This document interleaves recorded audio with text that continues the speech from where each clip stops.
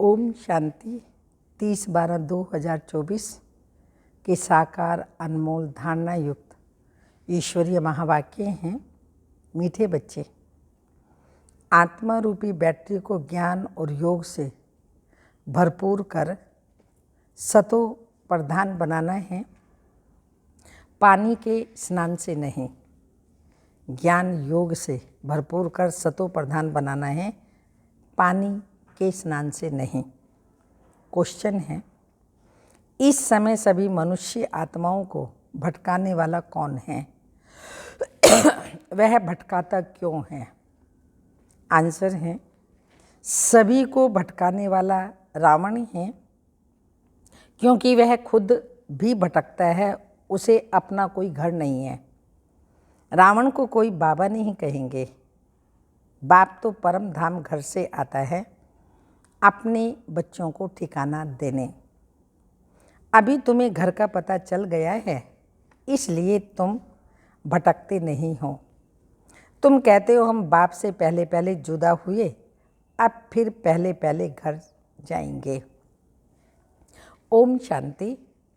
मीठे मीठे बच्चे यहाँ बैठकर समझते हैं, इनमें जो शिव बाबा आए हैं कैसे भी करके हमको साथ घर जरूर ले जाएंगे। वह आत्माओं का घर है ना, तो बच्चों को जरूर खुशी होती होगी।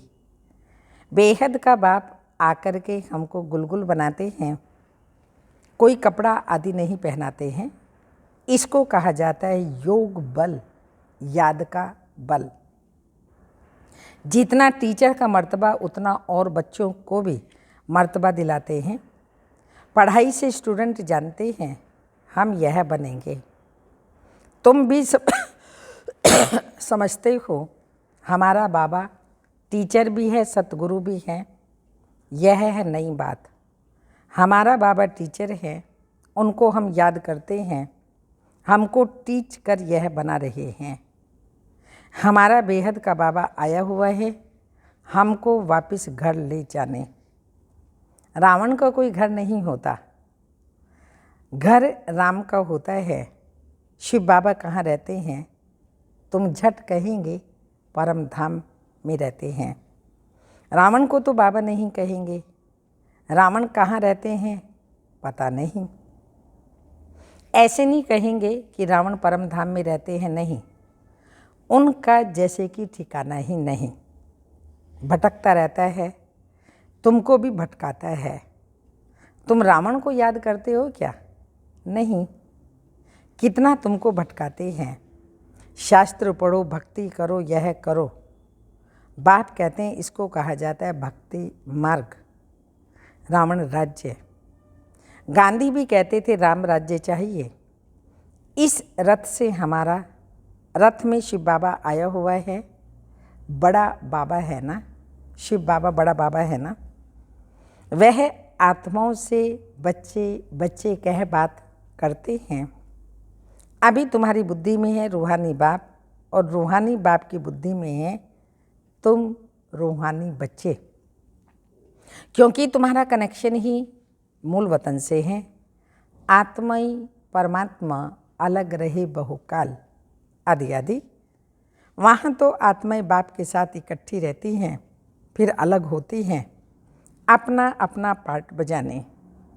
बहुत काल का हिसाब चाहिए ना। वह बाप बैठ बतलाते हैं, अब तुम पढ़ाई पढ़ रहे हो। तुम्हारे में भी नंबरवार हैं जो अच्छी रीति पढ़ते हैं। वही पहले पहले मेरे से जुदा हुए हैं, वही फिर मुझे बहुत याद करेंगे, तो फिर पहले पहले आ जाएंगे। बाप बच्चों को बैठ सारे सृष्टि चक्र का गुह्य राज समझाते हैं, जो और कोई नहीं जानते। गुह्य भी कहा जाता है, गुह्यतम भी कहा जाता है। यह तुम जानते हो। बाप कोई ऊपर से बैठ नहीं समझाते हैं, यहाँ आकर समझाते हैं। मैं इस कल्प वृक्ष का बीज रूप हूँ। इस मनुष्य सृष्टि रूपी झाड़ को कल्प वृक्ष कहा जाता है। दुनिया के मनुष्य तो बिल्कुल कुछ नहीं जानते। कुंभकर्ण की नींद में सोए हुए हैं, फिर बाप आकर जगाते हैं। अभी तुम बच्चों को जगाया है और सब सोए पड़े हैं, तुम भी। कुंभकर्ण की आसुरी नींद में सोए हुए थे। बाप ने आकर जगाया है, बच्चों जागो, तुम काफिल हो, अलवेले हो, सोए पड़े हो। इसको कहा जाता है अज्ञान नींद। वह नींद तो सब करते हैं, सतयुग में भी करते हैं, अभी सब है अज्ञान नींद में। बाप आकर ज्ञान देकर सबको जगाते हैं।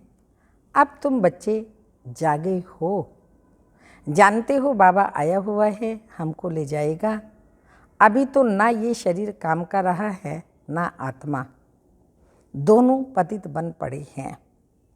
एकदम मुलम्मे का है, 9 कैरेट कहीं, अर्थात बहुत थोड़ा सोना। सच्चा सोना 24 कैरेट का होता है। अब बाप तुम बच्चों को 24 कैरेट में ले जाना चाहते हैं।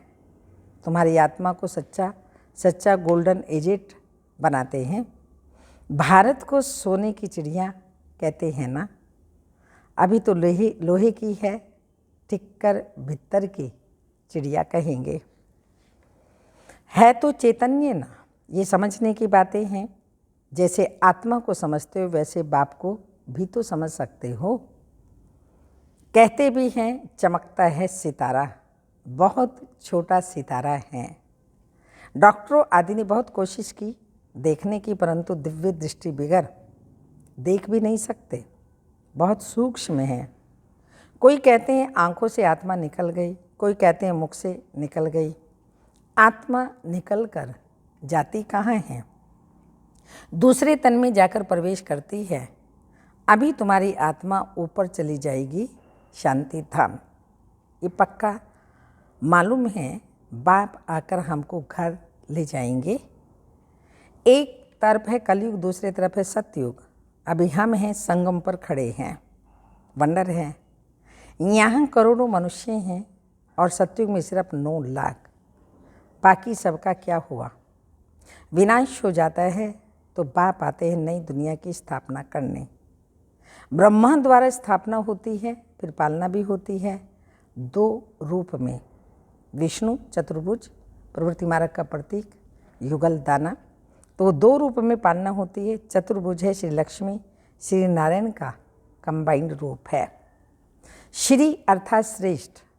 त्रेता में 2 कला कम हो जाती हैं, तो बच्चों को यह जो नॉलेज अभी मिलती है इसकी स्मृति रहनी चाहिए।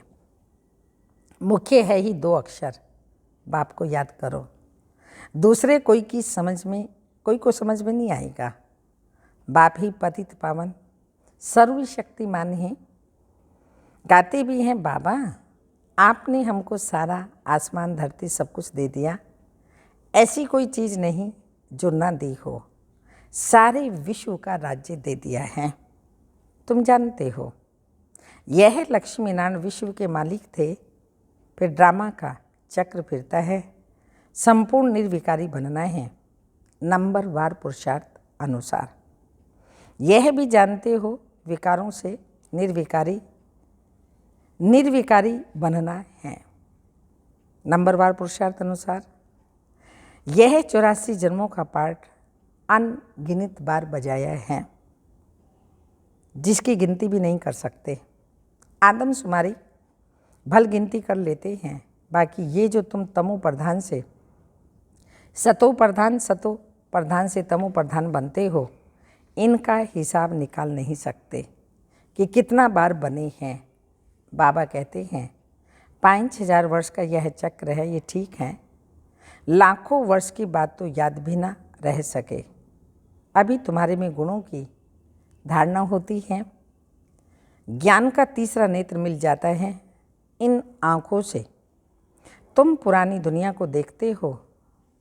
तीसरा नेत्र जो मिलता है उनसे नई दुनिया को देखना है। यह दुनिया तो कोई काम की नहीं है, पुरानी दुनिया है। नई और पुरानी दुनिया में फ़र्क देखो कितना है। तुम जानते हो हम ही नई दुनिया के मालिक थे। 84 जन्म लेते लेते यह बने। ये अच्छी रीति याद रखना चाहिए और फिर दूसरों को भी समझाना है कैसे हम यह बनते हैं। ब्रह्मा सो विष्णु, विष्णु सो फिर ब्रह्मा बनते हैं। ब्रह्मा और विष्णु का फर्क तो देखते हो ना। विष्णु कैसे सजाया बैठा है और यह ब्रह्मा कैसे साधारण बैठा है, तुम जानते हो।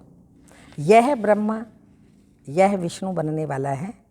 यह किसको समझाना भी बहुत सहज है। ब्रह्मा, विष्णु, शंकर का आपस में क्या संबंध है, तुम जानते हो। यह विष्णु के दो रूप लक्ष्मी नारायण बनते हैं। यही विष्णु देवता सो फिर ये मनुष्य ब्रह्मा बनते हैं। वह विष्णु सतयुग का है और ब्रह्मा यहाँ यानी संगम युग का है। बाप ने समझाया है ब्रह्मा से विष्णु बनना सेकंड में, फिर विष्णु से ब्रह्मा बनने में 5000 वर्ष लगते हैं।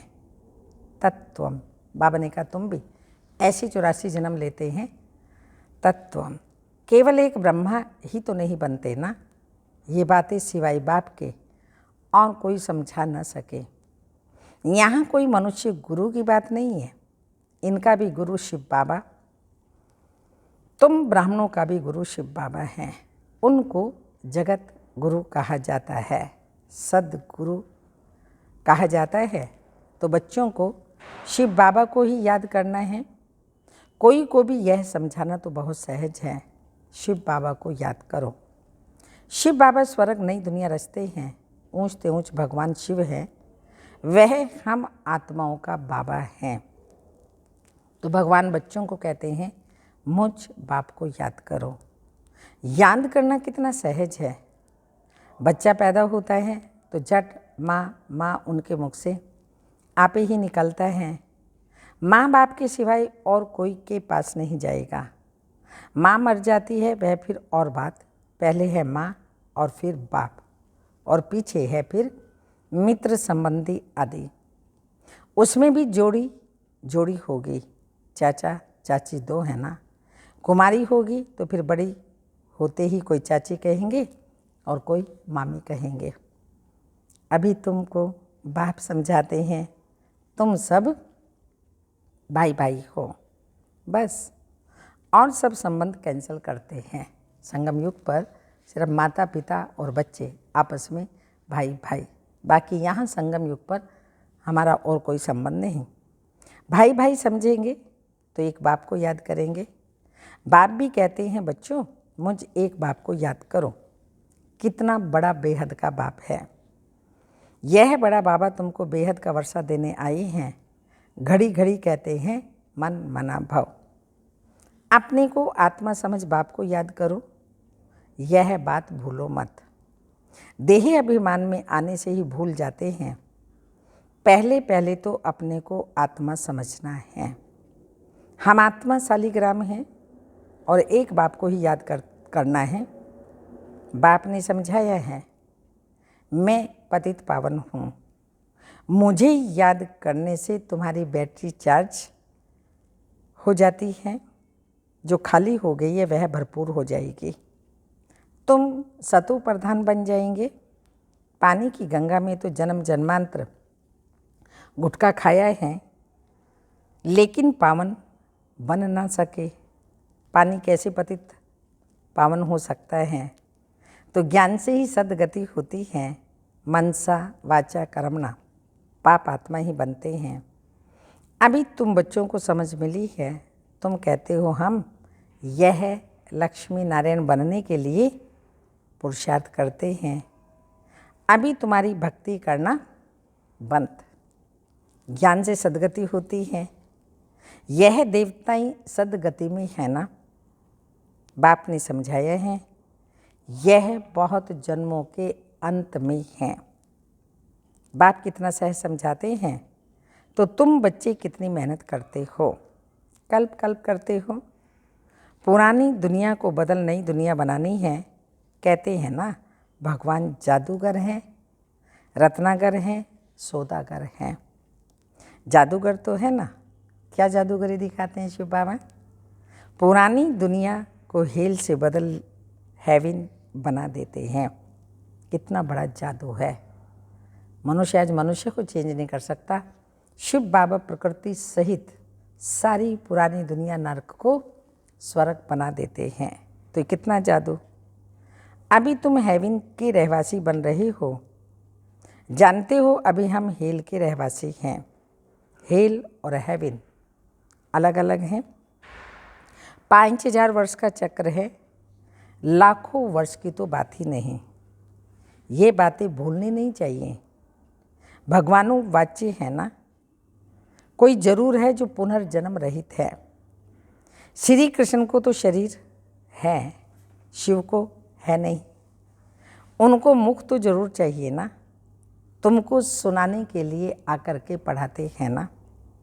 ड्रामा अनुसार सारी नॉलेज ही उनके पास है। वह सारे कल्प में एक ही बार आते हैं दुख धाम को सुख धाम बनाने। सुख शांति का वर्षा जरूर बाप से मिला है। तब तो मनुष्य चाहते हैं ना, बाप को याद करते हैं। बाप ज्ञान देखो कैसे सहज रीति देते हैं।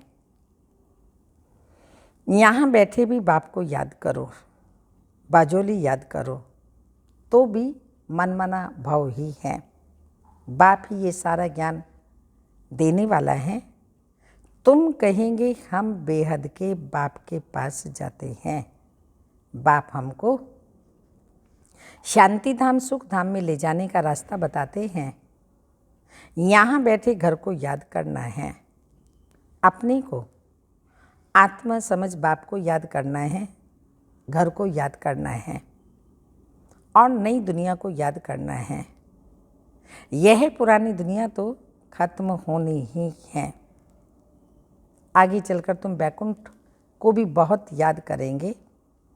घड़ी घड़ी बैकुंठ में जाते रहेंगे। शुरू में बच्चियां घड़ी घड़ी आपस में बैठ बैकुंठ में चली जाती थी। यह देखकर बड़े बड़े घर वाले अपने बच्चों को भेज देते थे।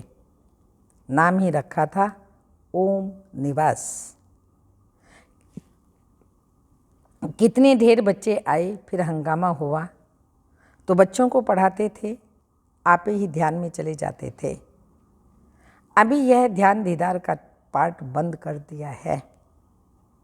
यहाँ भी कब्रिस्तान बना देते थे, सबको सुला देते थे, कहते थे अब शिव बाबा को याद करो, तो ध्यान में चले जाते थे। सब के सब ट्रांस में ध्यान में चले जाते थे। अब तुम बच्चे भी जादूगर हो। किसी को भी देखेंगे वो झट ध्यान में चले जाएंगे। यह जादू कितना अच्छा है। नोधा भक्ति में तो सब एकदम प्राण देने के लिए तैयार हो जाते हैं, तब उनको दीदार होता है। यहाँ तो बाप खुद आए हैं, तुम बच्चों को पढ़ाकर ऊंच पद प्राप्त कराते हैं। आगे चल तुम बच्चे बहुत साक्षात्कार करते रहेंगे। बाप से अभी भी कोई पूछे तो बता सकते हैं क्या? कौन गुलाब का फूल है, कौन चंपा का फूल है, कौन टांगर है। टूहू भी होते हैं ना, टांगर टूहू। ये सब वैरायटी फूलों के नाम हैं। अच्छा, मीठे मीठे सिक्की लदे बच्चों प्रति माता पिता बाप दादा का याद प्यार। Good morning, diamond morning. रूहानी बाप की रूहानी बच्चों को नमस्ते। हम रूहानी बच्चों की रूहानी माता पिता बाप दादा को याद प्यार। Good morning, diamond morning. ओम नमस्ते। धारणा के लिए मुख्य सारे हैं। देह के सब संबंध कैंसिल कर।